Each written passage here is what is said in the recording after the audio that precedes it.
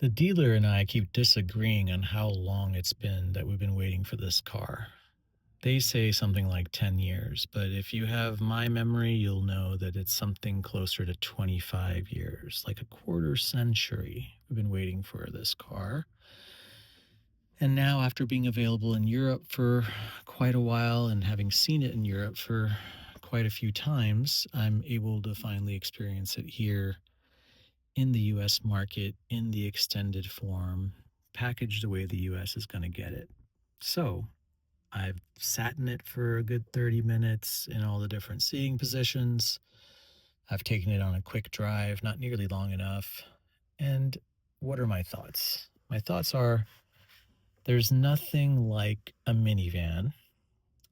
And when you combine that with electrification and you combine that with the rear wheel drive, there's nothing like this minivan, literally on the market. Am I thinking of anything? Am I not thinking of anything? I should say, sorry. Am I missing anything? Am I forgetting anything? I don't think I am. So it's a very singular car, not just in the way it looks, but in the way that it moves and the way that it drives. Now, that's not to say that that's only a good thing. It's also very much a design piece. It's not a driver's piece. But if we're talking about driver in the sense of like bus driver, if anyone knows the satisfaction you get from carting others around in the car with you and they're all comfortable and you're just cruising, this car gives you that.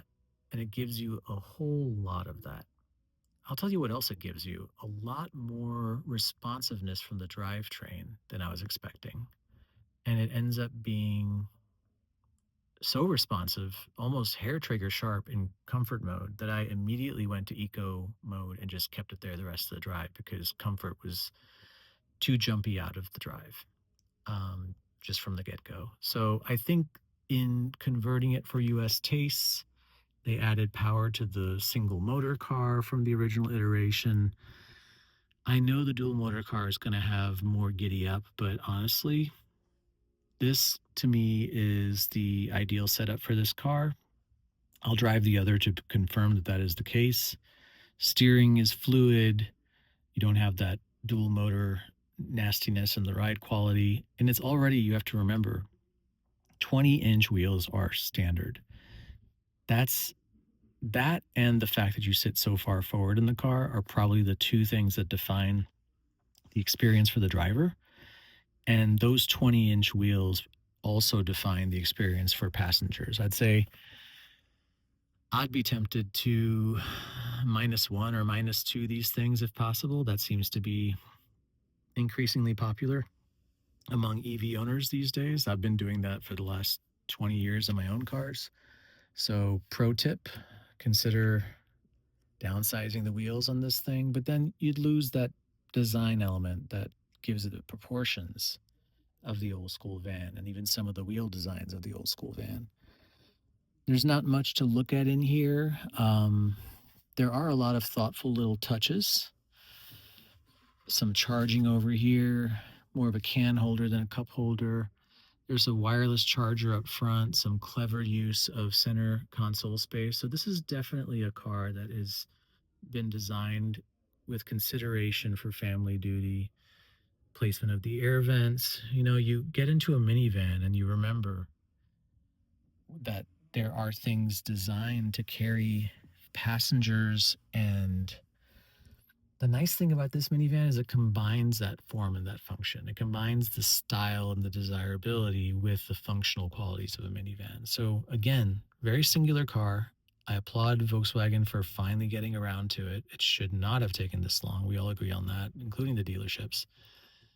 But in the end, we have an alternative in the market to yet another SUV. And for that reason alone, this car excites me and this car makes me happy. It makes me happy in totality. It makes me happy in the way that Volkswagens should and could and used to. It's not about the driving performance, it's about the Fahrveggroovin, right? The fun of driving.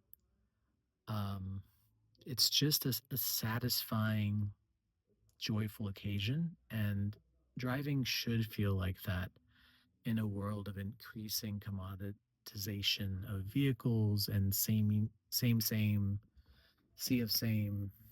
Basically what Volkswagen has done too well, or you might say poorly, in the past.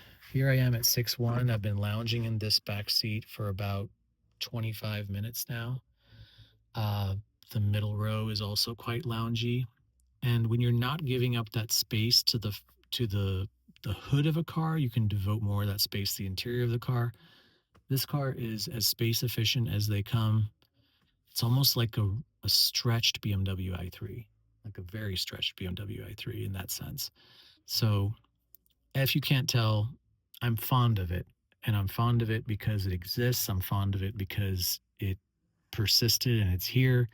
And I'm fond of it because it gives families a chance to experience something other than just another silly SUV.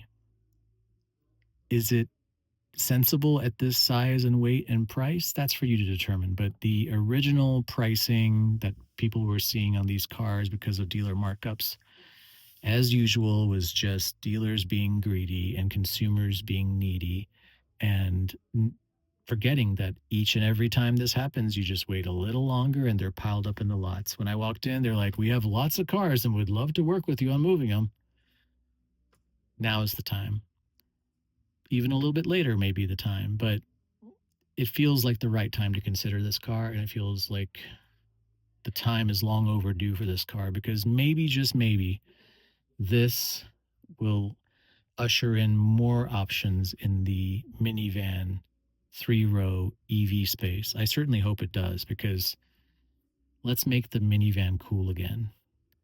It's it's always been cool to me, but let's make it cool to like a generation of children. So when they have children, they look at a sensible option like this one and not another stupid SUV. What do you think of it? Get out and drive it. Get out and sit in it. Tell me what you think of it. I'd love to hear from you.